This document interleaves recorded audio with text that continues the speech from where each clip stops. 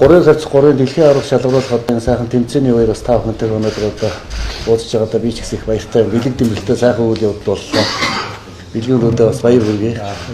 Монгол улсын гавьяа тамирчин гэсэн одоо эрхэм хүндтэй цолыг бас хөтлөхөд дараа бас олон удаагийн олон улсын тэмцээнд сайхан амжилттай оролцож одоо дээд лигийн аварга болсон тийм Монголын. Зүүн Азийн аварга болсон.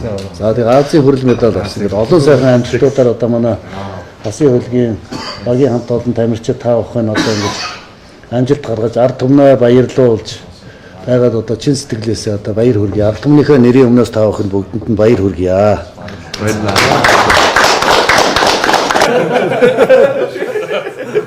Багийн хөрөнгө оруулагчид эзний хувьд маш их баяртай тийм нөгөө баярын нөлмөстэй хэдэн ч удаа ойлоо одоо тийм дээд лигийн авч нэг ойллаа, Азийн аваргыг авч нэг ойллаа, нөгөө Азийн аваргад хүч үзэж нэг ойллаа тийм зүүн Азийн аваргыг авч нэг ойллаа гэдэг ингээд бас тийм дараагийн одоо бас өшөө том тэмцээнүүд биднийг хүлээж байгаа.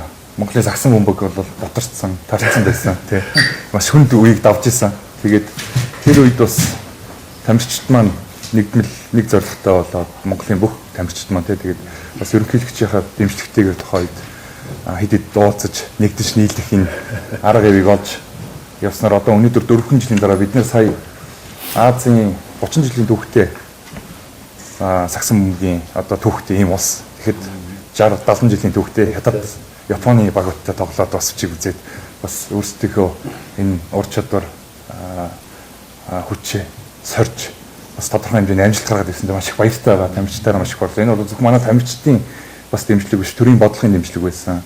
Нэгдэж нийлж, нэг зорилгын дор нэгдэж нийлж чадвал бас монголчууд тэр хаа хүрч чадах уу гэдгийг бас харуулж чадсан юм сайхан үйл явдал болсон. As a team, we thank you for allowing us to become the face of Mongolian basketball and represent this country.